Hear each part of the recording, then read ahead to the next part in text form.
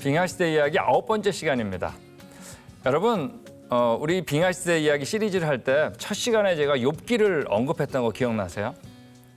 성경에서 어떤 부분보다 추위, 얼음, 눈에 대해서 많이 등장하는 게 바로 욥기라 그랬습니다. 그리고 제가 과연 이 얘기가 우리가 지금 얘기 나누고 있는 빙하시대에 대한 것과 관련이 있을까라고 얘기한 적이 있죠. 그래서 이 시간엔 바로 다시 욥기로 한번 들어가 보기로 하겠습니다.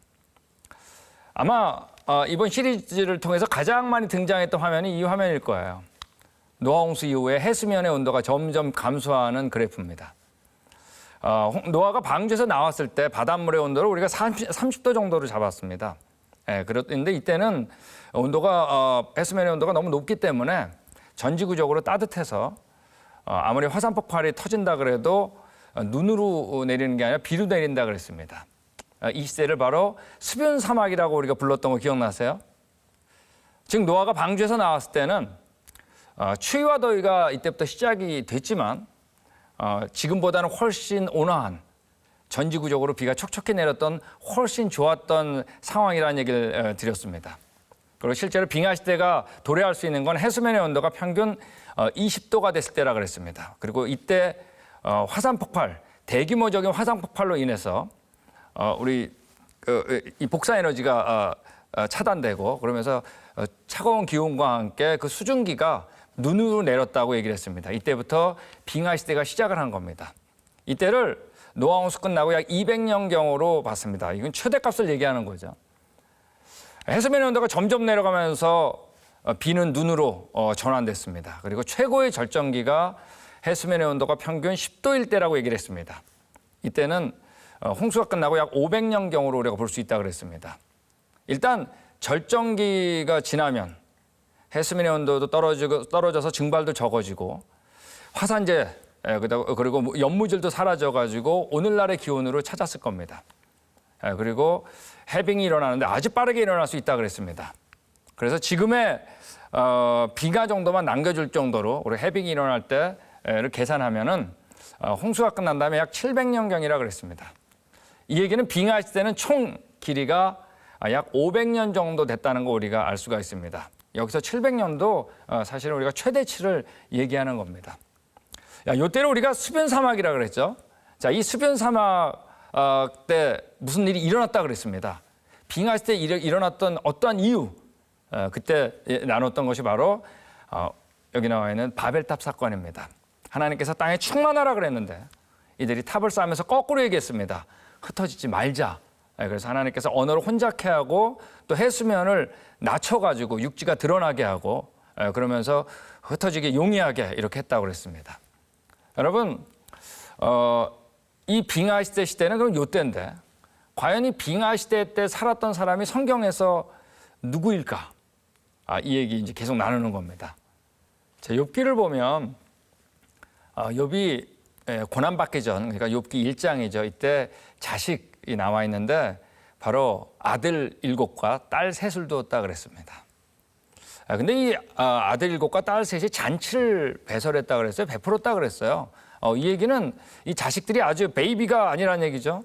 다 장성했을 때입니다. 그러므로 욥이 이제 고난을 받는데 고난 받았을 때는 뭐 30, 40대가 아니라는 얘기입니다. 이미 벌써 60살 정도가 넘었을 이런 나이 때 고난이 닥쳐온 겁니다. 그런데 이 고난이 다 끝난 다음에 다시 하나님께서 모든 걸 다 갑절로 다 채우셨는데 그 이후에 42장에 보면 욥은 140년을 더 살았다 그랬습니다. 자, 그러면 욥의 나이는 합하면 200년이 벌써 넘는 거죠. 그러니까 200살 이상 살았습니다. 근데 우리 그 족보를 보면 아까 말씀드린 것처럼 바벨탑 이후에 그 나이들이 200살 중반에 산다는 걸 우리가 알 수 있습니다. 그러므로 욥도 나이로만 보더라도 바로 요때 살았던 사람이라는 것을 우리가 짐작할 수 있어요. 자, 근데 여러분 이 족보를 자세히 보면 이 바벨탑이 일어나고 얼마 안 돼서까지도 누가 살았었냐면 여기 나와 있는 것처럼 아직까지 노아가 살았습니다. 그리고 노아 아들인 셈이 살았던 시대입니다. 그러므로 이 나이만 보더라도 욥은 노아하고 셈하고 겹치는 시대에 살았다는 얘기입니다. 즉 노아홍수 이전 얘기를 아주 직접적으로 들을 수 있었을 것이고 노아홍수 당시 상황도 아주 직접적으로 들었음에 틀림없습니다. 그런데 여러분 성경에서 어떤 부분보다도 욥기에 보면 바로 그 노아홍수에 대한 것들을 리얼하게 아주 사실적으로 묘사되어 있는 책이 바로 욥기인데 욥기만한 그런 책이 없다는 거죠. 자, 우리 이제 보기로 하겠습니다. 자, 여기 나와 있는 것처럼 욥이 얘기한 겁니다. 그가 진노하심으로 산을 무너뜨리고 그가 땅을 그 자리에서 옮긴다 그랬습니다. 여러분 어마어마한 격변이죠. 바로 노아홍수가 그려지지 않았어요? 땅과 땅이 파멸되고 말이에요. 이런 모습들을 보여줍니다. 또 바닷물 속 땅속 모태에서 터져 나올 때 누가 문을 닫아 바다에 가두었느냐, 이건 여러분 하나님께서 얘기하신 겁니다. 노아홍수는 시작할 때 뭐라고 하냐면 모든 기품의 샘들이 터졌다 그랬습니다. 그걸 우리가 볼 수 있는 것 같아요. 구름으로 바다를 덮고 흑암으로 바다를 감싼 것은 바로 나다 그랬습니다. 자, 계속 이어집니다. 바다가 넘지 못하게 금을 그어놓고 바다를 가두고 무장을 지른 건 바로 나다 또 그러셨어요. 하나님께서 하신 겁니다. 여러분 홍수 끝난 다음에 하나님께서 무지개 보이시면서 언약을 세웠죠. 해안선을 만드는 그 모습을 보는 것 같지 않으세요? 자, 이런 것도 욥이 얘기합니다. 네가 악인이 밟던 그 옛적 길을 지키려느냐? 그들은 때가 이르기 전에 끊겨버렸다 그랬습니다. 그들의 터는 강물로 말미암아 함몰되었느니라. 여러분 끊겼던 사건 바로 뭐예요? 노아홍수죠. 노아를 제외하고 모든 것들은 사람들은 다 이때 끊겼거든요.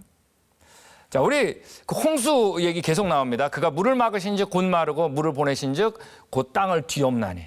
여러분 노아홍수는 땅에 대한 사건이거든요. 땅들이 뒤집어지는, 땅을 파멸했던 사건이거든요. 그 얘기를 하는 것 같지 않으세요? 자, 홍수뿐만 아니라 이 욥기를 보면 욥이 굉장히 부자였는데 여기 나와 있는 것처럼 양이 7,000, 낙타가 3,000, 소가 500쌍, 암나이가 500이라고 그랬습니다. 여러분 10,000마리가 넘어요. 오늘날 욥이 살던 이 에돔 지역, 여기는 이런 거 못 키웁니다. 이들이 살아도 전혀 문제가 없었던 이 시절, 바로 수변 사막하고 겹쳤던 그런 모습 보이지 않으세요? 지금보다 훨씬 좋았던 그 상황을 보는 듯합니다. 노아홍수뿐만 아니라 그 안에 있는 얘기들은 노아홍수 이전 얘기들이 나오는데 네가 언제 다른 사람, 이때 사람 다른 성경에선 아담으로 번역되어 있습니다. 영어 성경도 그렇죠. 처럼 내 악행을 숨긴 일이 있거냐, 나의 죄악을 나의 품에 감추었냐 그랬습니다. 여러분 아담이 그랬잖아요. 그 얘기를 아주 사실적으로 묘사하고 있습니다. 또한 그 소유주가 생명을 잃게 하였다면, 여러분 소유주가 누구냐면 하나님이죠. 생명을 우리에게 떠난 겁니다. 그러면 밀 대신에 찔레가 나고 보리 대신에 자풀이 나는 것이 마땅하니라. 여러분 아담이 범죄했을 때 가시덤불과 엉겅퀴가 났습니다. 이런 얘기들 모두가 아주 리얼하게 진행되고 있습니다. 자, 여기 이 얘기는 정말 바벨탑 얘기를 하는 것 같아요. 민족들을 커지게도 하시고 다시 멸하게도 하시고 민족들 널리 퍼지게도 하시고 다시 끌려가게도 하신다 그랬습니다. 나의 눈이 이것을 다 보았고 나의 귀가 다 이걸 다 들었다 그랬습니다. 바벨탑을 아주 사실적으로 얘기합니다.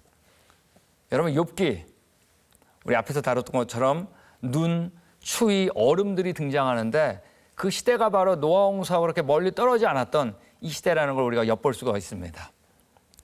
여러분 결론적으로 얘기하면 자, 욥기는 이 바벨탑 사건과 바로 노아홍수 겹쳤던 이 시대와 그 빙하 시대를 엿볼 수 있는 아주 중요한 키를 제공한다는 걸 우리에게 보여주는 거죠.